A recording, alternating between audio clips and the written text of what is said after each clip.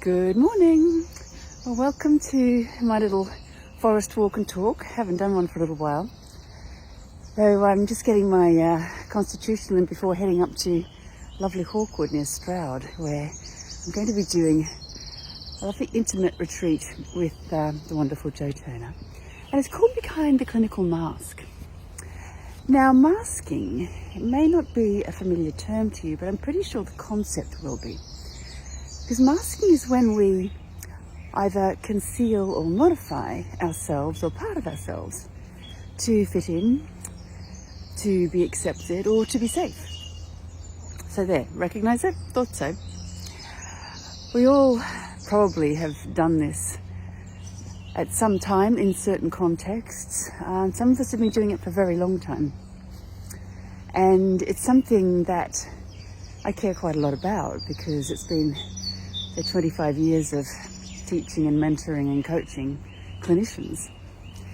And one of the really compelling things that I see over and over again is that these people they're amazing, but they're the people who are fed up, worn out, feel like they're the odd ones out, never quite, seem to have the words to explain what they do. And they're masking, and it's so tiring because you're never showing up as you truly are. You're showing up as you think you ought to be. So, heavens, I've got two different polarized experiences of masking. So the first was me as an employed clinician, where I was completely unable to mask. I could only show up as I was.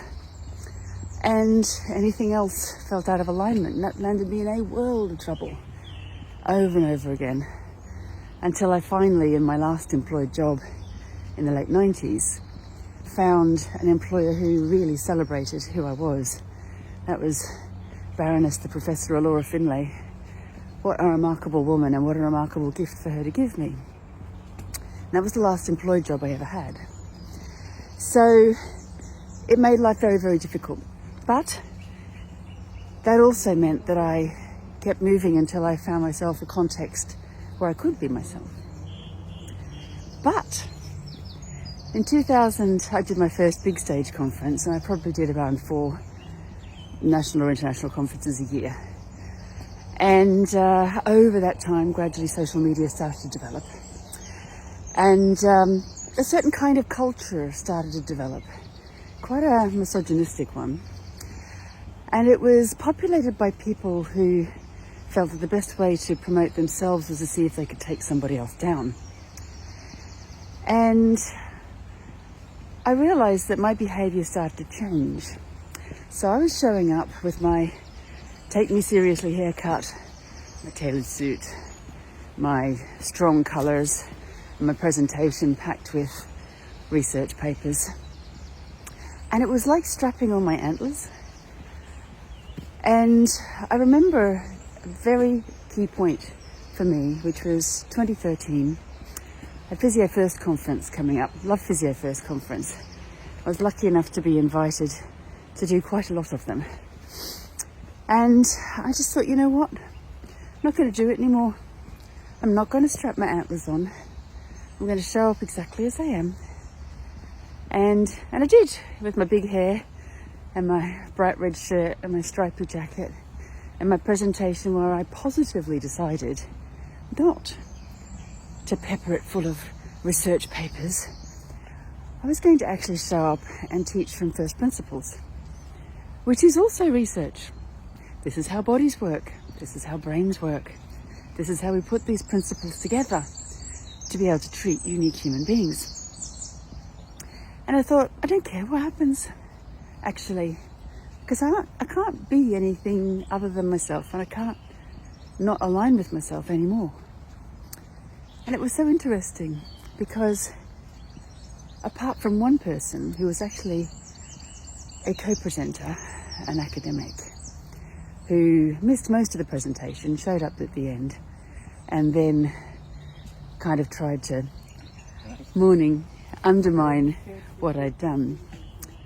Apart from that one person, the response was amazing. Could barely get out of the ladies' toilets without people saying, gosh, thank you, that was such a relief. You know, I feel so much better.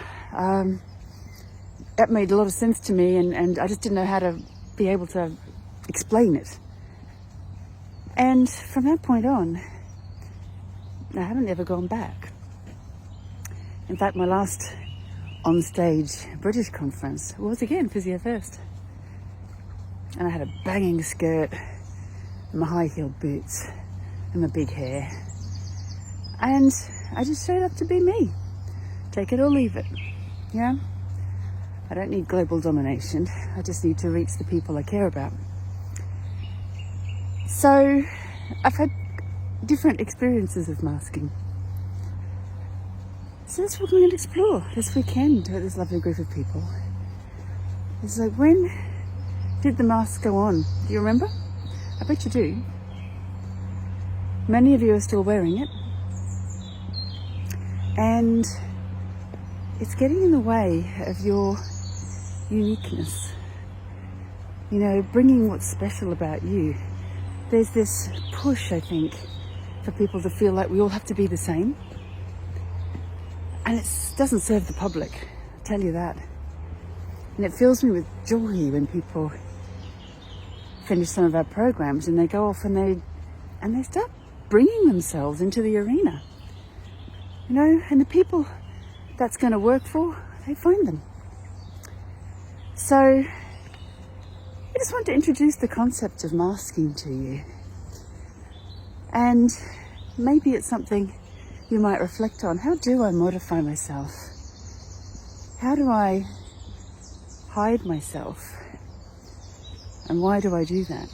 And how have I turned that into a story of I'm not good enough, which is often the story we tell ourselves.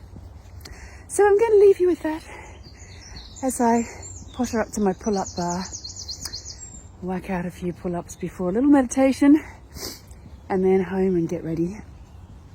And I wish you all a wonderful day of being yourselves, because you're amazing just exactly as you are. Bye for now.